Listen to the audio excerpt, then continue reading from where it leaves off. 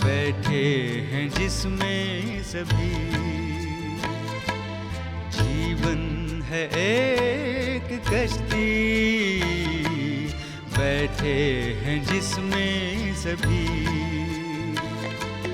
लगती है बढ़ती जाए, असल में वो बढ़ ना पाए।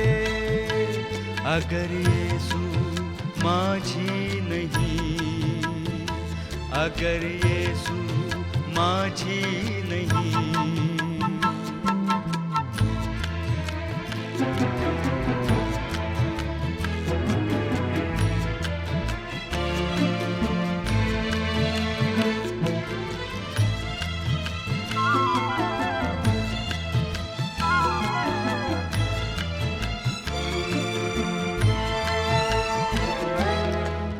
चाल आए तूफान आए, घबराए दिल ये मेरा। चाल आए तूफान आए, घबराए दिल ये मेरा। यीशु बनेगा तेरा सहारा, आज़मा ले तू उसको जरा।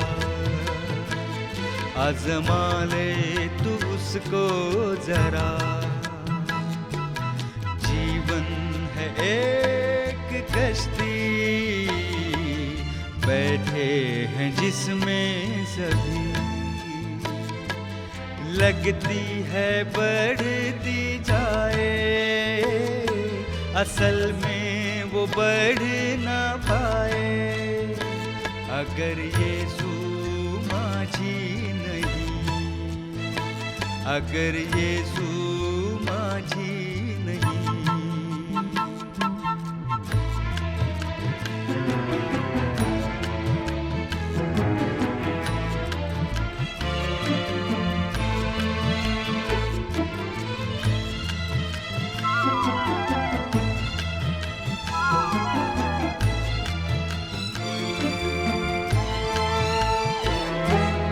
रास्ता कठिन और लंबा सफर हो, छाया हो अंधियारा।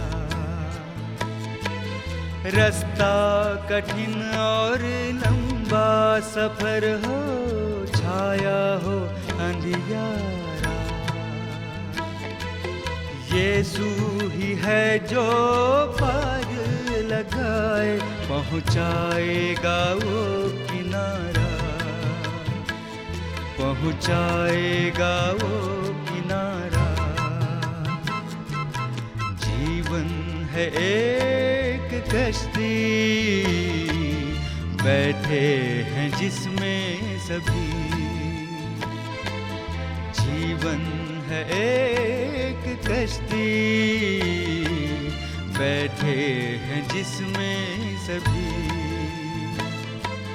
लगती है बढ़ती जाए, असल में वो बढ़ ना पाए। अगर यीशु माझी नहीं, अगर यीशु माझी नहीं, अगर यीशु माझी नहीं। स्वागत है आप सभी का इस हिंदी कार्यक्रम में, जिसके लिए आज हम सब यहाँ जमा हैं। मैं धन्यवाद देता हूँ आप सबका इस कार्यक्रम को देख रहे हैं। विशेष तौर से आज हम परमेश्वर का धन्यवाद देते हैं इस सुंदर समय के लिए, क्या उसने हमें ये अवसर दिया है कि हम उसके धर्मशास्त्र वचन का अध्ययन कर सकें। प्रिय मित्रों, आज जो हम विषय पर चर्चा करने जा रहे हैं वो है पवित्र बाइबल कहाँ से आई। और ये हमारा पूरा कार्यक्रम, इसके अंदर एक लंबी श्रृंखला है और उसका हमारा अध्याय का विषय है उद्धार की योजना। परमेश्वर ने जो संसार के लिए उद्धार की योजना बनाई, उस विषय पर हम अध्ययन करेंगे। उसमें आज हमारा पहला जो विषय है वो है ये पवित्र शास्त्र बाइबल कैसे हमें मिली, इसका लिखने वाला कौन है। और ये कितने वर्षों में लिखी गई। प्रिय मित्रों, ये एक अपने आप में सवाल है, क्योंकि बाइबल दुनिया की एक ऐसी किताब है जो संसार की लगभग 2000 भाषाओं में लिखी गई है, और यह एक ऐसी पुस्तक है जो संसार के अधिकतर लोग इसे पढ़ सकते हैं, क्योंकि ये अधिक भाषाओं में है। और दूसरी बात, यह पवित्र शास्त्र बाइबल एक लंबे समय में लिखी गई। इस बाइबल को लिखने वाले जो नबी थे या भविष्यवक्ता थे, वो लगभग 40 नबी थे, जो अलग अलग स्थानों में और अलग अलग जगह से अलग अलग समय में हुए। और उनमें से बहुत से नबी ऐसे थे जो एक दूसरे को जानते भी नहीं थे।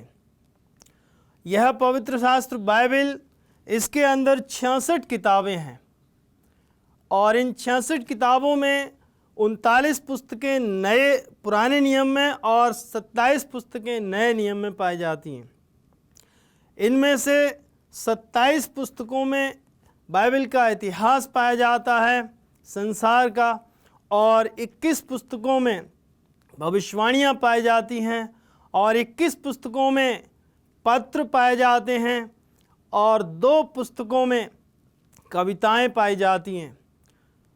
यह पुस्तक जो कि सारे संसार के लिए उद्धार की योजना के विषय में बहुत सफाई से बताती है।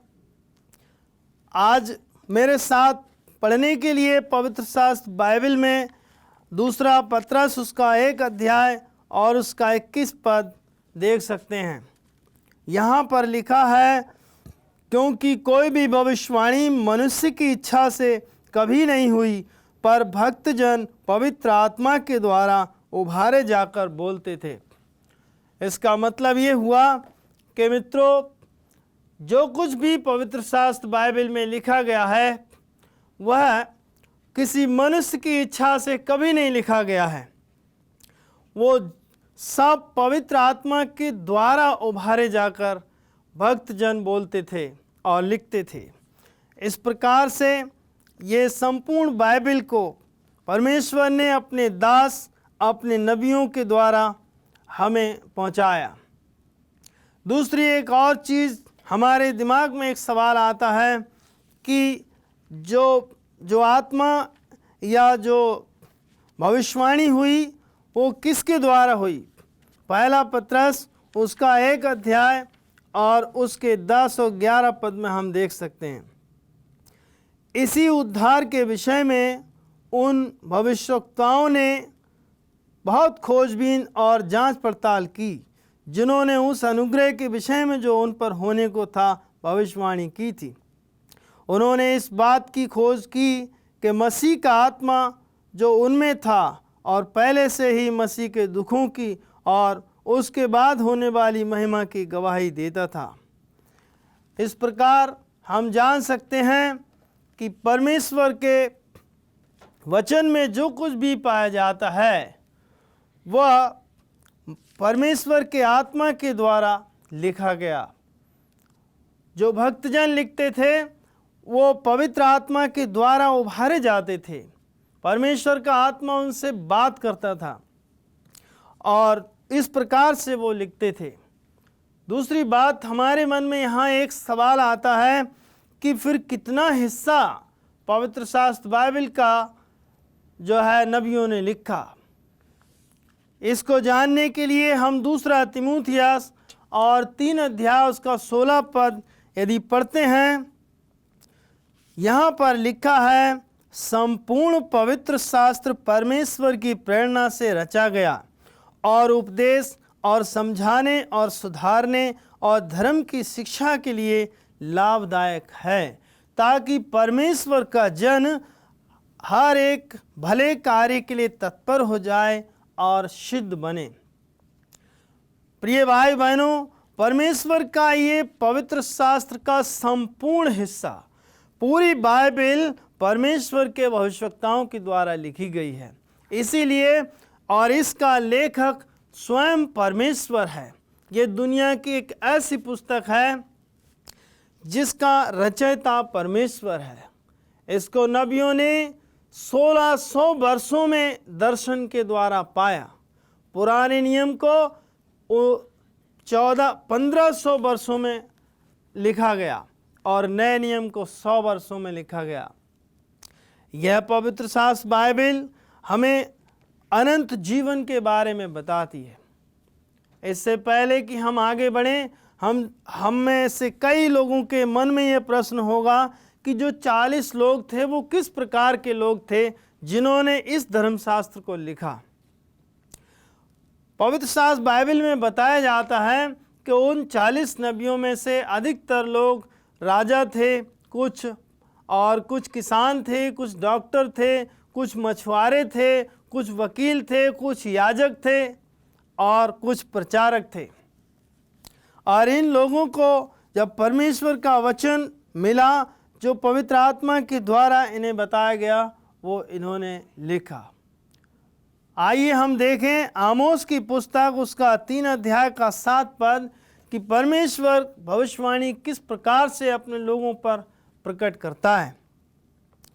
यह लिखा है, इसी प्रकार से प्रभु यहोवा अपने दास अपने भविष्यवक्ताओं पर अपना मर्म बिना प्रकट किए कुछ भी ना करेगा। इसका मतलब है कि जो कुछ भी परमेश्वर करने वाला होता था उसको अपने दास अपने नबियों को पहले से बताता था। इसका हम एक जीता जागता उदाहरण देख सकते हैं पवित्र शास्त्र बाइबल में कि एक बार जब इब्राहिम अपने घर के दरवाजे पे बैठा था, उसके पास कुछ फरिश्ते आए और उन फरिश्तों ने उसको पहले तो उसकी बीबी के लिए एक खुशखबरी दी और उसके बाद उन्होंने सदोम और अमोरा को नाश करने के बारे में विचार किया। उससे पहले कि वो उसे नाश करें, परमेश्वर ने कहा कि जो कुछ भी मैं करने जा रहा हूँ, क्या मैं उसे अपने दास इब्राहिम से छिपाए रखूँ।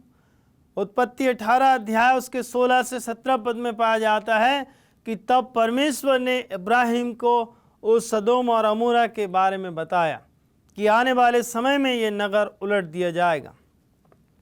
मेरे प्रियो, परमेश्वर कोई भी भेद छिपाता नहीं था, वो अपने नबियों से हर एक बात उनको बताता था। आइए हम और देखें कि क्या परमेश्वर के नबियों ने इस बात को स्वीकार किया कि मुझे जो कुछ भी दर्शन मिला है ये परमेश्वर की ओर से है, या जो भी वाणी आती है वो परमेश्वर की ओर से आती है। क्या नबियों ने इसके विषय में कुछ कहा है? आइए हम उसके लिए देखें दूसरा शमूएल की पुस्तक उसका 23 अध्याय और उसके 2 पद में हम पढ़ सकते हैं। परमेश्वर का वचन कहता है कि यहोवा का आत्मा मुझ में होकर बोला और परमेश्वर के वचन उसके मुंह में आया।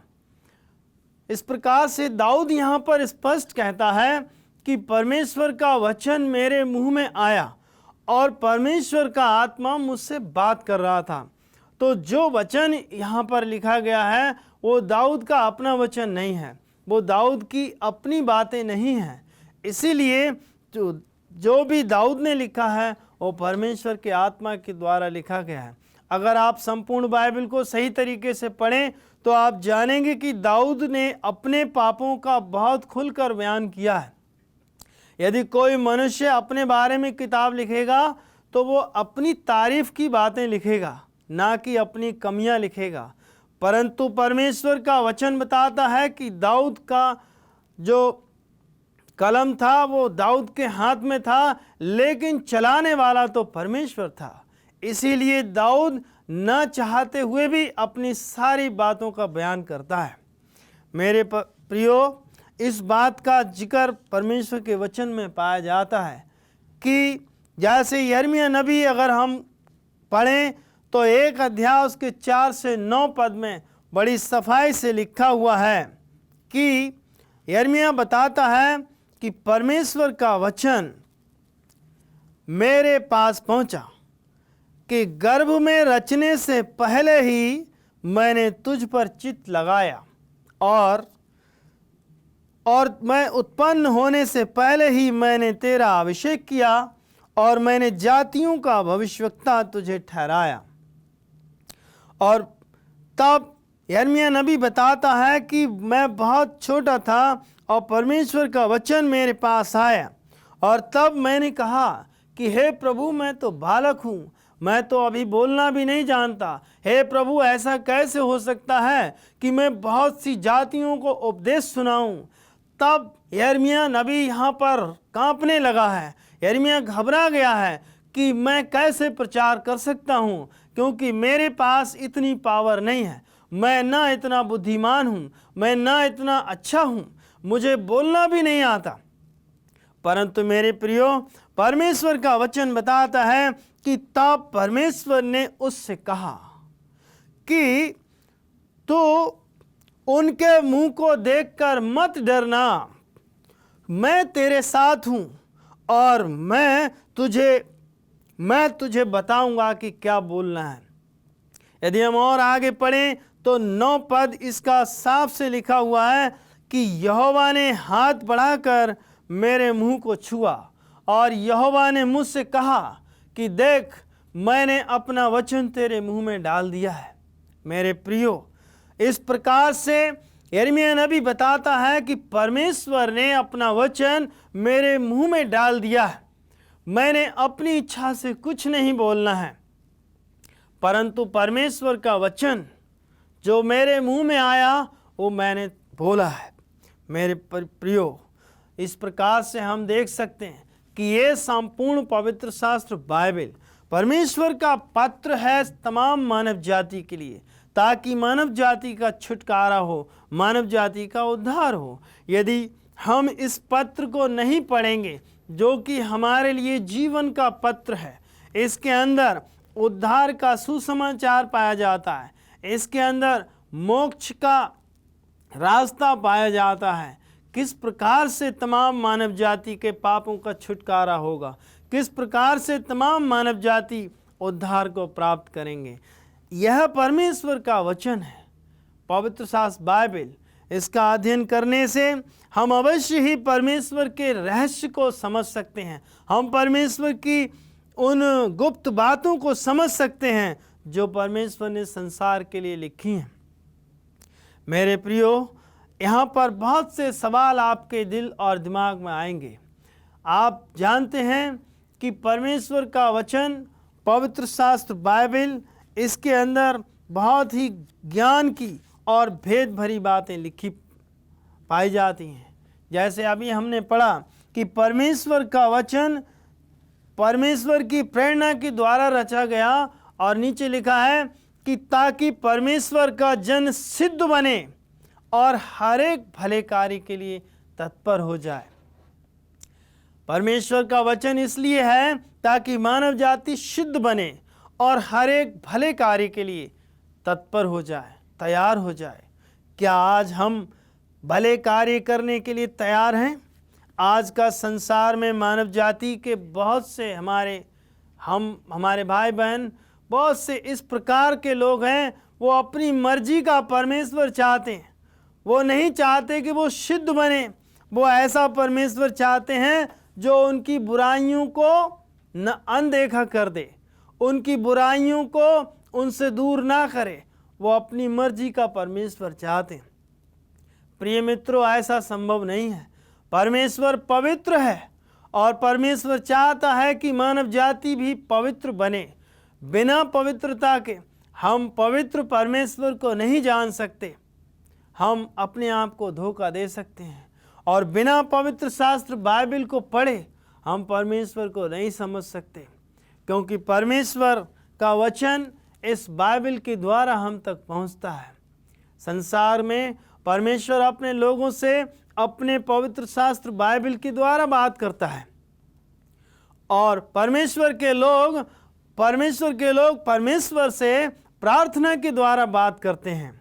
यदि हमारा संपर्क परमेश्वर से टूट जाता है तो हम ईश्वर रहित हो जाते हैं। संसार में हम बिना ईश्वर के हो जाते हैं, हम भटके हुए हो जाते हैं, और इस प्रकार से हम कैसे कह सकते हैं कि हमारा उद्धार हो गया?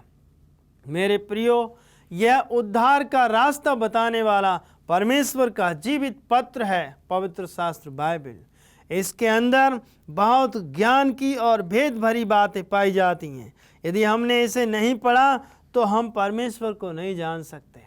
मेरे प्रियो, परमेश्वर के पवित्र शास्त्र बाइबल में उसकी आखिरी किताब है प्रकाशित वाक्य, और उसके 1 अध्याय यदि उसके पहले और दूसरे पद को हम पढ़ते हैं तो हम जान सकते हैं कि यहाँ पर लिखा है, यीशु मसीह का प्रकाशित वाक्य जो उसे परमेश्वर ने दिया कि अपने दासों को वे बातें जिनका शीघ्र होना अवश्य है दिखाए।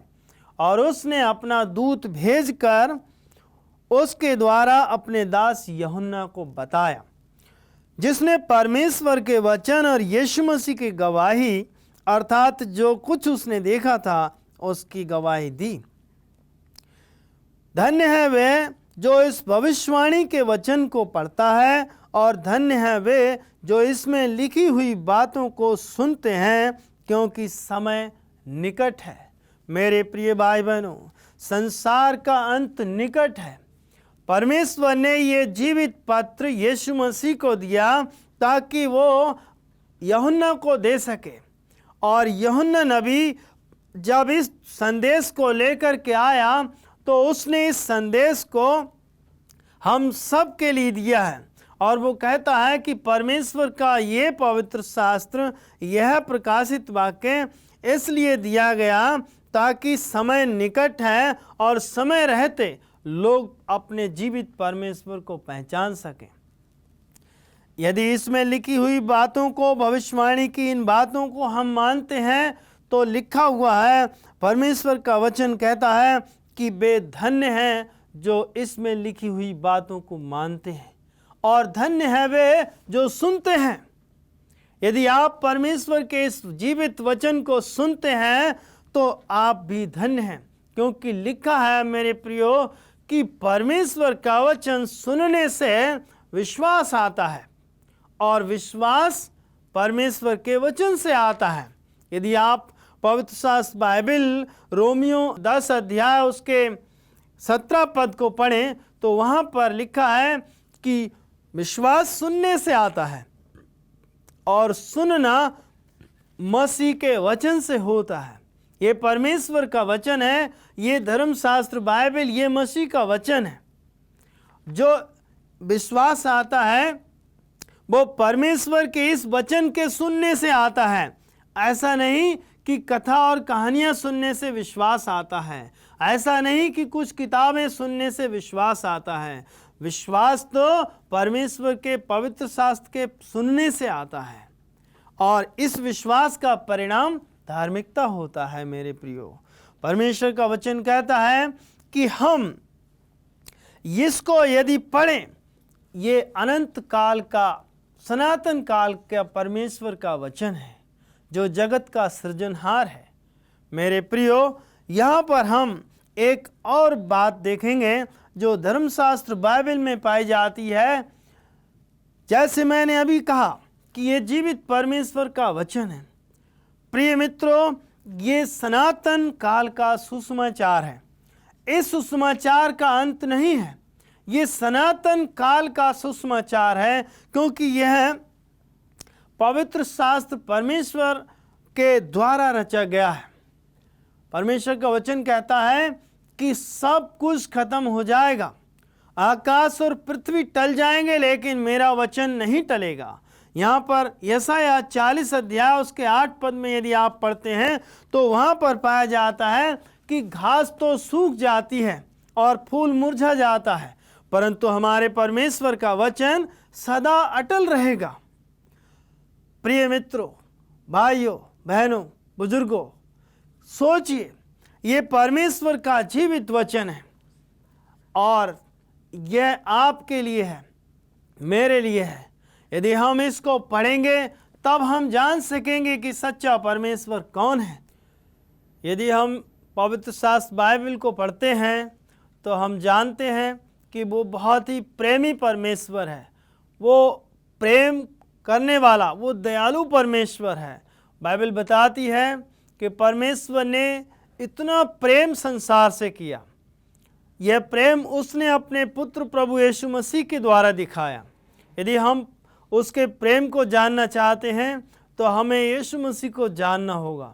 पवित्र शास्त्र बाइबल बताती है कि प्रभु यीशु मसीह के द्वारा परमेश्वर ने इस अंतिम समय में अपने लोगों से बात की है। पुराने समय में जब परमेश्वर अपने लोगों से बात करता था, तब वो अपने भविष्यवक्ताओं के द्वारा, अपने नबियों के द्वारा बात करता था। और प्रभु का वचन ये बताता है इब्रानियों की पत्री में उसके 1 अध्याय में, यदि आप पहले दूसरे पद को पढ़ेंगे तो वहाँ पर पाएंगे कि पहले समय में, पूर्व युग में बाप दादों से परमेश्वर थोड़ा थोड़ा करके और भांति भांति से भविष्यवक्ताओं के द्वारा बातें किया करता था। और इन अंतिम दिनों में हमसे पुत्र के द्वारा, जिसे उसने सारी वस्तुओं का वारिस ठहराया, उसी के द्वारा उसने सारी सृष्टि की रचना की। मेरे प्रियो, परमेश्वर ने हमारे बुजुर्ग नबियों से, हमारे भविष्यवक्ताओं से बातचीत की और उन भविष्यवक्ताओं के द्वारा उसने पवित्र शास्त्र बाइबल को अपने लोगों के लिए दिया। ये संपूर्ण पवित्र शास्त्र परमेश्वर के प्रेरणा से रचा गया ताकि संसार के लोग इसको जानें। और उससे पहले परमेश्वर अपने इस संसार को दोबारा से न्याय करे, उससे पहले प्रभु यीशु मसीह को उसने भेजा ताकि लोग यीशु मसीह को जानें। और प्रभु यीशु मसीह के द्वारा अब हमारी पहुंच पिता के पास होती है। और ये पवित्र शास्त्र बाइबल जो हमें मुक्ति का मार्ग बताता है। जब हम अपने परमेश्वर से बात करना चाहते हैं, तब हम अपने पवित्र परमेश्वर के वचन को पढ़ते हैं।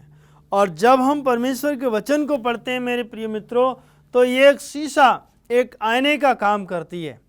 इसमें हमारे प्रत्येक पाप का और हमारे प्रत्येक गुप्त बात का जब हम पढ़ते हैं तो उससे छोड़ने के लिए यह अग्रसर करती है।